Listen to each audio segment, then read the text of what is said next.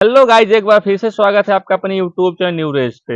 आशा करता हूँ आप लोग स्वस्थ होंगे और मस्त होंगे। तो आपको जैसे गाइज पता है 2024 में लोकसभा का चुनाव है, तो आइए जानते हैं कुछ लोगों चुनाव के बारे में उनकी क्या राय और क्या प्रतिक्रिया देते हैं। तो सबसे पहले नाम बताइए, क्या नाम है आपका? मेरा नाम राहुल कुमार है। मैं अरका फतेहपुर का रहने वाला हूँ। तो राहुल जी, जैसे आपको पता होगा 2024 में लोकसभा का चुनाव है, उसके दावेदार महागठबंधन और श्री नरेंद्र मोदी जी की पार्टी बीजेपी है। तो उसके बारे में आप क्या कहेंगे, कौन सी आ रही, गठबंधन आ रही है, बीजेपी आ रही है? गठबंधन के बारे में तो हम कुछ नहीं कह सकते हैं। बाकी जो करंट टाइम चल रही है वही फिर से आएगी। मतलब बीजेपी आएगी फिर से? श्योर है। पक्का आएगी? हाँ, 101% श्योर है भैया। कोई रोक नहीं सकता? कोई भी नहीं रोक सकता। कुछ लोग तो बोल रहे हैं कि महागठबंधन आएगी।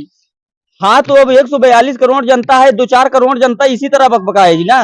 जो विरोधी पार्टियां हैं भाई, सपा भी है, बसपा भी है। क्या सपा चाहेगी कि बीजेपी की सरकार आए, या बसपा चाहेगी बीजेपी की सरकार आए, या कांग्रेस चाहेगी? तो ऐसा नहीं है, उसका घर परिवार तो है ही कांग्रेस का। 2-4, 10-20 आदमी, 50 आदमी, 100-200 आदमी तो जुड़े हैं भाई, तो वो तो कहेंगे ही ना। इसमें हमको तकलीफ थोड़ी होनी चाहिए। सही, जैसे हमको पता है कि बीजेपी बोल रही है, वो महागठबंधन बोल रही है कि सब बीजेपी का सफा चट कर देंगे, तो यह सच है या झूठ है? भाई ये उनका विचार है, कहीं से उनका विचार, कहीं से उनका अनुमान लगा होगा। देश में वो भी भाई, उनके भी आदमी टहलते हैं, देश में न्यूज नेशन होता है भाई, हर जगह से खबर मिलती है। उन लोगों को भी ऐसा नहीं है, उनका भी अनुमान होगा, सही सोचते होंगे। लेकिन मेरे हिसाब से ऐसा तो कुछ नहीं है। बीजेपी की सरकार थी, बीजेपी की सरकार फिर से आएगी। तो कांग्रेस के एक अध्यक्ष थे एक टाइम पे, राहुल गांधी जी, वो एक समय बोल रहे थे कि हमको प्रधानमंत्री, हमारी पार्टी पे वोट दीजिए, हमारी पार्टी के सदस्य को प्रधानमंत्री बनाइए, हम आप किसान लोग आलू लगाओगे, हम आपको सोना देंगे। इसके बारे में आप क्या कहेंगे? हम इसके बारे में कहने के लिए तो बहुत कुछ है, लेकिन आप ही बताइए, राहुल गांधी किधर से आलू डालोगे और किधर से सोना निकालेंगे? थोड़ा आप हमारे दर्शकों को बताएंगे, क्या ऐसा हो सकता है या झूठ है? हो सकता है कि जैसे भाई नकली नोट छपती है, उसकी मशीन बन गई है। हो सकता है राहुल गांधी जी के पास कोई ऐसी मशीन आ गई हो, तो उधर से आलू डालो, इधर से सोना निकलने लगे।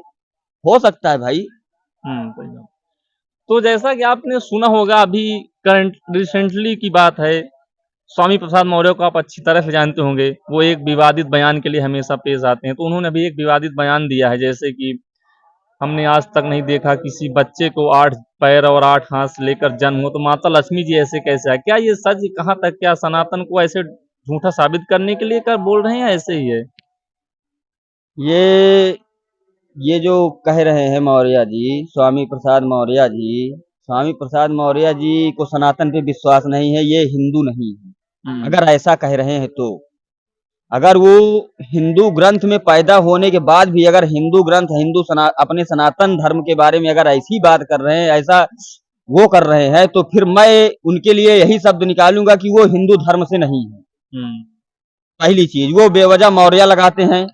और अगर ऐसा नहीं है तो स्वामी प्रसाद मौर्य ऐसा ऐसा बयान तो नहीं दे सकते। मेरे फिलहाल जहां पर मुझको तो ये रिसेंटली की बात है, अभी 2 दिन की पहले की बात, उन्होंने ऐसा विवादित बयान सनातन के खिलाफ दिया है। दिया होगा तो फिर मैं बता तो रहा हूँ कि ये हिंदू धर्म से नहीं है, सनातन धर्म से नहीं है ये। क्योंकि इनको जानकारी नहीं है सनातन धर्म के बारे में पूरी तरह से। अगर ये पॉलिटिशियन कर रहे हैं तो पहले पॉलिटिशियन के अंदर अपने देश के बारे में, अपने धर्म के बारे में, अपने जाति के बारे में, अपने गांव के बारे में जानकारी लेकर के तब पॉलिटिशियन के कदम रखना चाहिए। अगर ये इतने बड़े पॉलिटिशियन हैं और अपने सनातन धर्म के बारे में ऐसा बयान दे रहे हैं, तो मैं यही समझूंगा कि ये सनातन धर्म से नहीं है। तो राहुल जी, जैसा कि आप बोल रहे हैं कि बीजेपी गवर्नमेंट अच्छी है, तो कुछ महंगाई के बारे में थोड़ी चर्चा हो जाए। महंगाई के बारे में आप क्या कहेंगे? कुछ महंगाई नहीं है, जैसे समय को देखते हुए कोई महंगाई नहीं है। जैसे कि पेट्रोल पेट्रोल कितना महंगा है? 100 रुपए लीटर इस टाइम पे है। कांग्रेस बोलती हमारे टाइम पे 60 रुपए लीटर पेट्रोल था, इस टाइम 100 रुपए लीटर है। कांग्रेस के सरकार पे कांग्रेस की सरकार जब थी, 60 रुपए लीटर पेट्रोल बता रहा था। उस वक्त कितने यूजर्स थे आपके देश में? कितने यूजर्स थे आप बता सकते हो? लमसम ज्यादा नहीं थे पहले, इस टाइम पे दुगना है, ये समझ लीजिए आप। हाँ, तो पहले अगर 50% थे तो आज 100% है। तो भाई अगर यूसेज ज्यादा बढ़ेंगे तो महंगाई भी तो बढ़ेगी। तो मतलब आपका कहने का मतलब है कि जरूरतें बढ़ेंगी तो महंगाई बढ़ेगी। और है भैया, वो आप खुद समझदार हो, इतना मुझको बताने की जरूरत नहीं। लोग बोल रहे हैं हम तो ठीक है जो हिंदुस्तान का बच्चा इस चीज से वाकिफ है कि जरूरतें जिस चीज की बढ़ेंगी उस चीज की भाई महंगाई बढ़ना है। पहले गुटखा 1 रुपए का मिलता था, आज 5 रुपए का मिलता है। क्यों? जरूरत बढ़ने पे ही तो महंगा हुआ है। तो देखिए कि जैसे राहुल जी कहना है कि अगर कोई मुद्दा महंगाई को उठाता है तो उसको पता होना चाहिए कि जरूरतें बढ़ेंगी तो महंगाई सीधी सी बात है बढ़ेगी। 101% सच है। अगर आपकी जरूरतें बढ़ेंगी तो महंगाई बढ़ना तय है, इसको कोई रोक नहीं सकता है। भाई ये सब बात सिर्फ उस व्यक्ति को समझाने की योग्य है जो अशिक्षित हो। शिक्षित व्यक्ति सब जानते हैं। शिक्षित व्यक्ति को इस चीज के बारे में पता है कि भाई जरूरत के अनुसार ही महंगाई बढ़ती है।